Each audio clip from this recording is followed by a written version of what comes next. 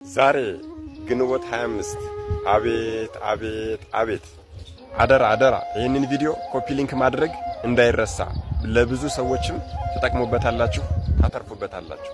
ይሄ ትውልድ መመስገን እያለባት ያላመሰገናት፣ መወደስ እያለባት ያላወደሳት፣ ሊጠቀምባት የሚገባ ግን ያልተጠቀምባት፣ ሊማጸናት የሚገባ ግን ያልተማጸናት፣ ቅድስት ቤተክርስቲያናችን የምታከብራት ምእመኑ ግን በስርዓቱ ያላወቃትና እጅጉን በጣም ያልተጠቀመባት ታላቅ ቅድስት የእናታችን የቅድስተ ቅዱሳን የቅድስት ድንግል ማርያም የአክስት ልጅ ስለሆነች ዘመዷ የተባለች በነገራችን ላይ የእናታችን የቅድስተ ቅዱሳን የቅድስት ድንግል ማርያም ቅድመ አያቷ ማጣት 3 ሴቶች ልጆች አሉት። የመጀመሪያይቱ ስሟ ማርያም ወይም ማርያ፣ ሁለተኛይቱ ሶፊያ፣ ሶስተኛይቱ ደግሞ ሐና ይባላሉ።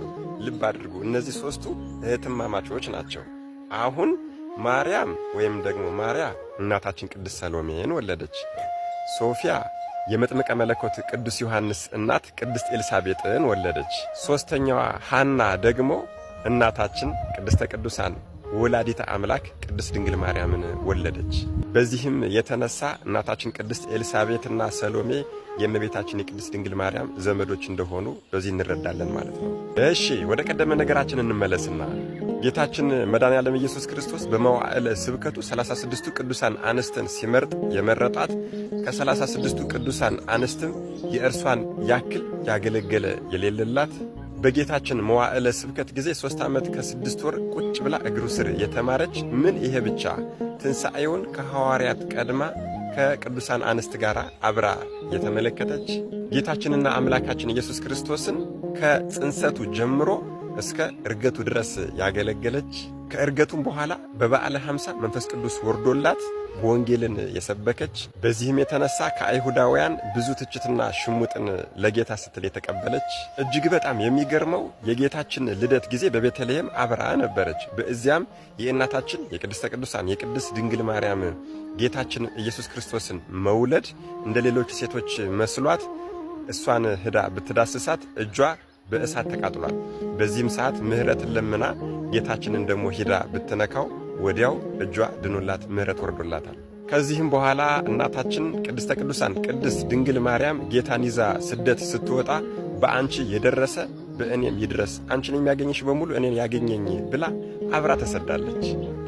እንዴት አይነት መታደል ነው! ረሃቧን ተርባለች፣ ጥሟን ተጠምታለች፣ ሐዘኗን አብራ አዝናለች፣ ጭንቀቷን አብራ ተጨንቃለች፣ እለቅሷን አብራ አልቅሳለች። ለ3 ዓመት ከ6 ወር በዚያ በረሃ ያንን ሁሉ ጭንቅና መከራ አብራ ተካፍላለች። የታደለች ቅድስት እናታችን ቅድስት ድንግል ማርያም እንቅፋት ሲመታት ደሟን ተጠርግላት ነበር።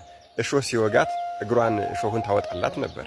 የታደለች ቅድስት እናት ጌታችን አድሏታል መርጦታልና ጌታችን ኢየሱስ ክርስቶስን በስደቱ ጊዜ አንዴ በጎኗ ታቅፎ ነበር፣ አንዴ በጀርባዋ ታዝሎ ነበር፣ አንዳንድ ጊዜም ደግሞ ትስመው ነበር።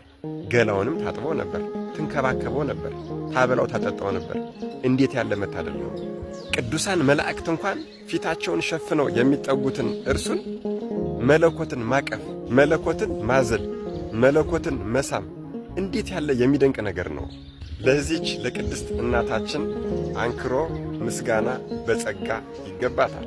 ከስደት ከተመለሱ በኋላም ለ25 ዓመታት ከጌታችንና ከቅድስት ድንግል ማርያም ጋር አብራ ኖራለች። መኖር ብቻ አይደለም አገልግላቸዋለች። ጌታችን ተጠምቆ ማስተማር ሲጀምርም አብራ ተከትለዋለች። ከ36ቱ ቅዱሳን አንስትም አንዷ ሆና ተመርጣለች። በዋለበት እየዋለች ባደረበት እያደረች በሄደበት እየሄደች ከእግሩ ስር ቁጭ ብላ ተምራለች። አምላካችን ሲሰቃይ ከጎኑ ሲሰቀልም ከእግረ መስቀሉ ስር ነበረች። ከመድኃኔዓለም እርገት በኋላም በበዓለ 50 መንፈስ ቅዱስን ተቀብላ በሐዋርያት ዘመን የነበረችውን ቅድስት ቤተክርስቲያን ጸንታ አገልግላለች። ዕድሜዋ ምን ቢገፋ ለወንጌልና ለማዕድ አገልግሎት ተግታለች። በዚህም የተነሳ ብዙ ሽሙጥና እንግልት ከአይሁዳውያን ዘመዶቿ ደርሶባታል። በዚህ ቀን ግንቦት 25 ቀንም ከዚህ ዓለም ስቃይ አርፋለች።